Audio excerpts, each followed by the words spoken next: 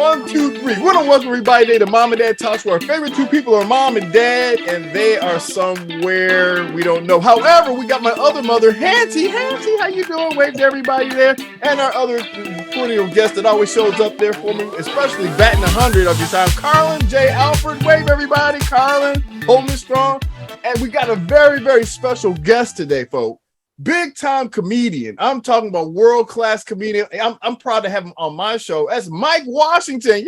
Hey, Mike, what's Mike, up, everybody? Doing, what's up, everybody? And Mike, man, I mean, dude, you've done it all, man. I mean, you've seen all. I mean, you've been with some of the famous comedians of all time. I mean, I'm talking about Steve Harvey. I'm talking about Dave Chappelle. And these guys know you by name. I mean, Cheryl Underwood, dude. And dude, you are hilarious. I mean, Kevin Hart, even Kevin Hart. Yeah.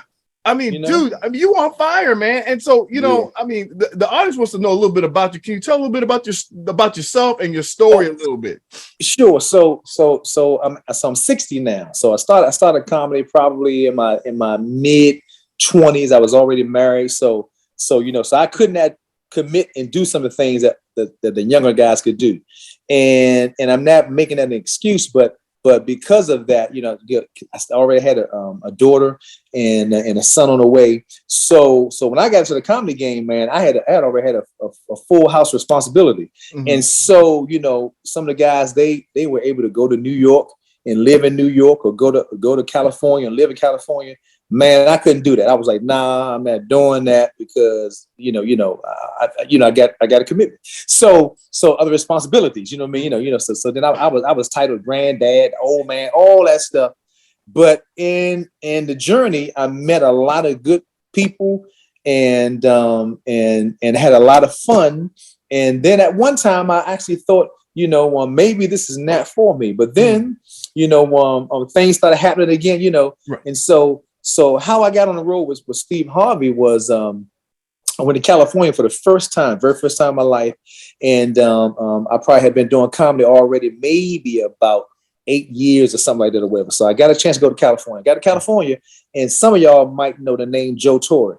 Yeah. So okay. So Joe Torre is cool, but cooler is his brother Guy Torre. So Guy Torre and I are really close. Okay. Oh, yeah, okay. Man. So now here's the bad part about the good part. Okay. At that time, my wife and I had been separated for about a year. Right. Right. Okay. So during that separation, he came to town to do his show and everything, and they didn't treat comics on his status as good as they would, a known person, right? Okay. So, matter of fact, my wife just came in just now. So anyway, she might. I might have to get you to say hey, but anyway, so while we were separated, I stayed at a buddy of mine's house that I've been knowing since I was 3 years old, right? Mm-hmm. So, dude named Sam. So Sam said you can stay in my house, whatever case may be. So it was my day to get the kids from school. Mm-hmm.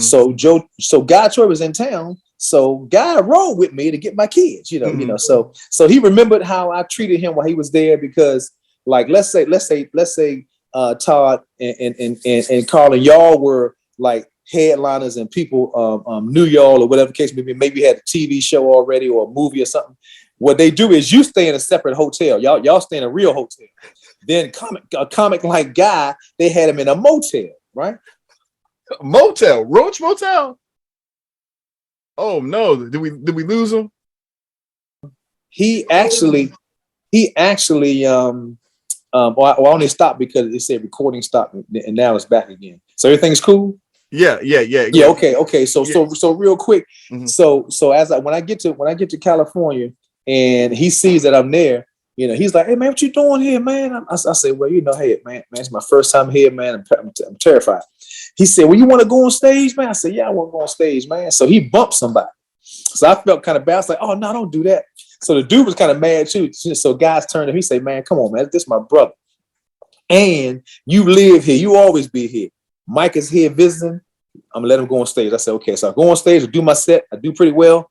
And somebody walks up to him and say, "Hey man, Steve Harvey want to see you in the back." So I'm like, "Steve Harvey want to see me in the back." So usually us as comics, we thinking, man, somebody must think I'm doing some material like them, right? Now I was already old cat in the game. I was right. I'm telling you right now, I guarantee you some people are doing jokes that I wrote a long time ago, man, because I was doing stuff about kids, and it was dudes doing stuff about kids, and then talking about, my nephew did. I'm like, come on, man, you want to do something about a kid so bad. Now your nephew did it, like some of y'all probably saw. I ain't gonna name the dude, but some of y'all probably saw this dude do a Netflix special, and he was talking about the prostate. And I'm telling you right now, 10 years ago, when I got my first prostate exam, I was the first comic known. I got some of the funniest jokes about prostate. And what happens is with comics, another comic will see you doing something. Yeah. Then he'll go and try to do it. Right. Yeah. Then Carlin will see him doing it. And Carlin will say, oh, I can do that better than he doing it. Then they'll take it from Carlin, and then let's say you see Carlin, you be like, nah, man, Carlin too young to be talking about prostate exam. Then you do it, because you 50, you really right. But Carlin talking about, yeah, man, my uncle had a prostate exam. How you know what your uncle did? You ain't but 35 years old. Go ahead, man. You don't have a prostate. So anyway, so that's what happens, and then ends up in the wrong hands. So I'm on my way in the back of the room. I'm thinking, man, Steve better not talking about, I'm doing this material, man. I don't do nobody's material, man. I don't care what it sounds like. I'm telling you, that's the line I don't cross. And we just, that's almost like going to perform with the OJs and you sing their songs before they get on stage. How you look doing that? Come on, man. How you people all over the world join hands? They be like, hey, man, ain't that our song? No, I wrote that song, but I do it just a little bit different, Anyway, so I get back there. Steve say, "What's up, young man?" He said, "Man, I remember you, man, when you did Showtime at the Apollo, man." And so I did it as a guest. So and Steve has a memory like an elephant. So he was like, Mike. He said, Mike, man, this is my manager, Juan Hall, who was God rest his soul, has died. Now he was 38 years old, but had a massive heart attack. But so Juan said, man, I'd like to have you in my camp. Yeah. Who you rolling with? Yeah. So I said, I ain't rolling with nobody. I'm rolling with y'all. That's what I'm rolling with. You think I'm crazy? So they said, well, where are you from? I said, I'm from Washington, D.C. They said, well, okay, so you living out here? I said, no, I'm living in D.C. What's up? They said, well, when you going back? I said, I got to go back tomorrow, man. I got no money like that. They said, well, look, we want you to stay one more day. Okay, I want you to meet all my people, man. You gonna roll with us? I was like, oh, thank you, Jesus. I just made it, right? Yes. And so everything was beautiful and lovely and everything and all, man. And then he had me going to clubs and places, headlining, man, and doing things, man. And my life was going up. And my wife was traveling with me sometimes, and then our kids, man, it was really cool.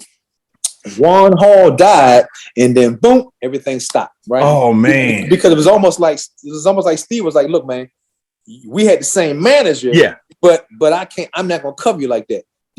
Now, here's where Cheryl Underwood comes in play. The only comic who has ever done anything they promised they was going to do on that level is Cheryl Underwood. I used to travel with Cheryl Underwood. At the first time around was 8 straight years I was on the road with Cheryl. We was working Tuesday through Sunday every week, man. So look, so after about 8 years, I said, Cheryl, I gotta help my wife raise these kids because at that time we was back together, man, and everything and all, stronger than ever. And so I told her, I said, sure, I want my kids to know I'm their father, not their mother boyfriend, So I was home, doing stuff like, hey, I said, sit down, come on, do your homework, come on, take a bath, get in the bed, all right, time to go to school. And then I guess one time a week, right? They're like, who is this dude, man? You come here like you're a father. You can't be nothing but my mother's boyfriend. So I said, sure, I gotta take a break. So I took a break for 10 years. Wow. I was on the road with Cheryl. Yeah, man, I was on the road with Cheryl. So Cheryl, we had just bought this house, man. We've been here 20 years, and so Cheryl said, y'all just bought a brand new house. How are you? I said, man, you're not giving my wife no credit. I said, my wife got a job too. I said, matter of fact, in some cases, my wife make more money than me. And I ain't right. And watch it. Some men are scared to say that. I'm like, look here, man. At one time it was a 50-50. Then one time it was 60-40 me. Then one time it was 70-30 her. And then, so look, we've been making that thing work, man. So when I was off the road with Cheryl, I started finding other crafts like you were talking about. So I started doing home improvement. Never knew I had that type of skill. You know what I mean? And I mean, you know, God has blessed me. Man, I should have these things registered and insured or something like that, man. Because I mean, you know, I can't play no instrument. Look, and I love musical instruments. But anyway, go ahead. What you gonna say? No, this is the thing, folk. I've seen his work. Oh, wow. I'm telling you right now, Mike Washington, he can remodel. I saw what you were working with the before and after you said man. Oh yeah, right. Dude, that was incredible, bro. Thanks, I mean, man. dude, that was like a miracle you did with Yeah, that. man. I mean, most people just throw the whole house away with that. Yeah, man. Hey, look, where's Connor? Is that you in your house? No, man, this is a filter. Oh, man, I'm gonna say, man, that's slick. I mean, that's the kind of design I like. I like modern design like that. That looks slick. Yeah, it's nice, isn't it? Yeah, no, that's real nice, man. Yeah, you just go to Google and download the one that you like, and then it comes on the Zoom. So. Hey, I'm gonna start doing that, but you know, I gotta be careful because I don't want nobody breaking in thinking then they're gonna bring and be like, this ain't where he live at. It's the wrong place. Yeah. And Mike, man, I'm sorry. Go ahead. No, we hit it up to the minute here. I gotta bring you back, Mike. Okay, man. Please. But before we do here. Let me just got a little. Yeah, go ahead. So once I was off the road with Cheryl for those 10 years, that's when I started doing bona fide, straight up Christian comedy, and I will tell the whole story later. Yeah. But that's how Charles Kane and I really got stronger. But I knew Charles for a long time because Charles ain't tell you that when I was back younger. You know, I was probably like 35 years old when I first met Charles. And so Charles was 45. And you know, Charles really looks good for his age. So so you know, I tell him all the time, he's starting to look old now, but I'm telling you, at one time, Charles looked so good, it ain't made no sense. So he came up to me, man, look, seriously, had hair like yours, had a part in it and everything, had waves in his hair. He gonna come up to me telling some yeah, man, here's my card. So I looked at the card, I was like, yeah. Okay, and then my mom was like, "Nah, no, thank you. I don't need nobody, no shiesty, slick dude." Like, so I put the card in my blazer and walked away. Right. So he came up to me another time. He said, "Hey, man, I met you before, man." I said, "Yeah." He said, "Man, here's my card, man." I was like, "Man," I said, "Man, let me tell you something, man. You know, I'm 35 years old, man. I don't need no young dude trying to tell me what to do. I know what I'm doing." He said, "Oh, that's cool, man. I'm 45." I said, "Oh, you 45?" So I said, "Oh, I'm sorry." I said, "Look," I said, "Man, my parents raised me to respect my elders." I said, "Man, so let me start all over again, man. Let me apologize. First of all, I know you're older than me." I said, "Man, you look good to be 45 years old." I said, "Are you sure?" He said, "Yeah." I said, "Okay, anyway, let me tell you this." I said, "I'm gonna give you a shot." And then we've been like that ever since, man. You know, and you know as I know, Charles can't hardly. Now you can't hardly understand me, but Charles can't talk to save his life. You already know that already. I'm tell you right now, man. Wait till y'all hear Charles talk.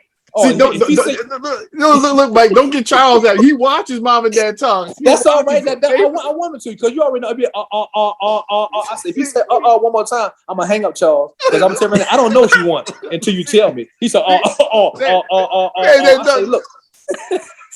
And then don't look. And if he send you a text message, you cannot. Did you get the joke when I said, "Hey, man, did Charles send this message?" Dude, he leave all kind of Miss Karen.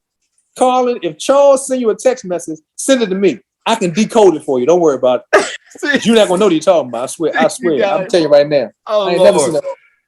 See, man. See, don't get your manager, my man, mad at both of us, man. You know, but that's a good one though. But Han, did you have any questions for Mike before we did? We're gonna bring Mike back on again. Yes. But before we do, Han, you have any questions to ask Mike before we go? Tell me when he's coming back. Maybe my question will come to me by then. I'm telling you. Yeah. He I want to hear him talk too. rolls. I'm sorry. I took up all the time. We finished already? I don't have a question, but I have a message to deliver. Okay.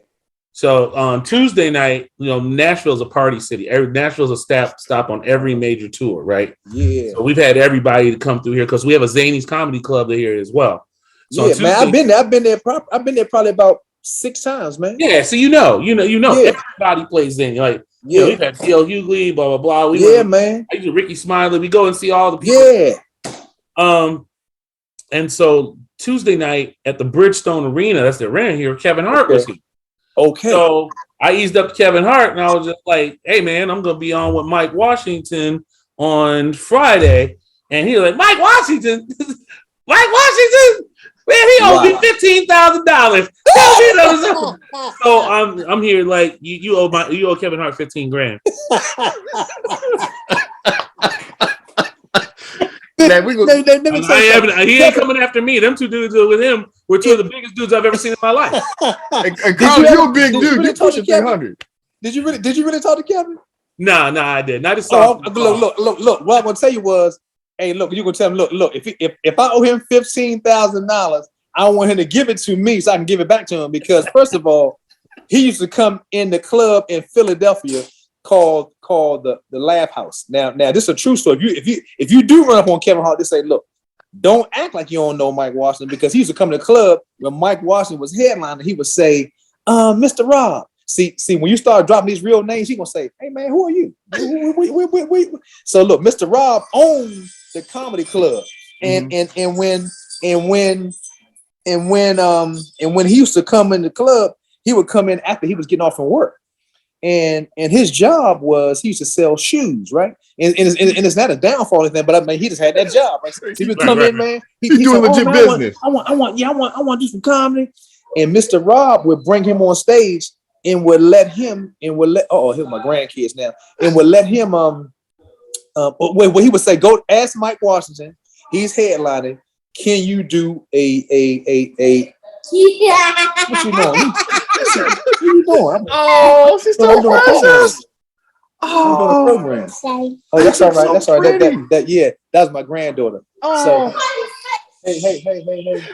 That's my grandson. Come over here real quick.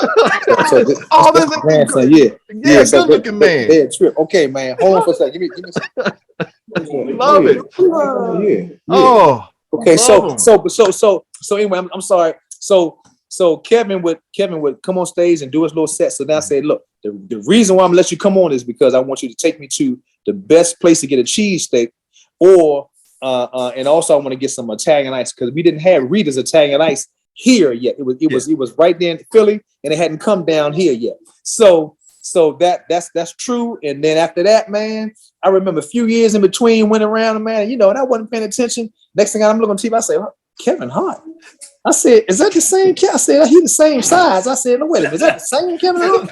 I said, hold up. I said, how he the biggest name in comedy?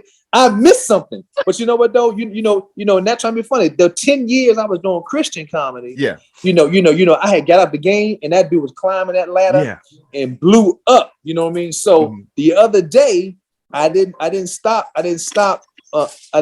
when we was doing something else. I didn't stop anybody, but it was like, you do Christian comedy. So I thought about it. So I said, Charles would be mad if I didn't say yes. But actually I do regular comedy, but Miss Karen, Carlin, y'all would enjoy me because I don't talk about crazy stuff, but I do use some language in there. And it's so smooth. It's almost like you might say, I don't drink no alcohol. I say, well, you just had my lemonade and it had a little bit of pineapple rum. You like, that thing tastes good. I think I can drink like that. You know what I mean? That's how I do it.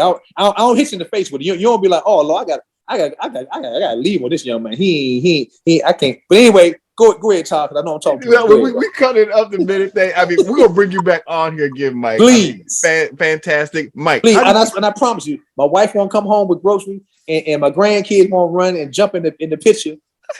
Oh, we love it. That's why I call Mom and Dad Talk. You're a family man. We love it. So quick question. Thank you. How do people and my son is here. Hey man, you might well come over here and put your face. You might as well see the son. Might as well see the whole family. I know. Yeah, might as well, man. I ain't got but one son. He my favorite son too. I'm telling you. Yes. That's good. That's good to know. Good to see you, my man. There you go.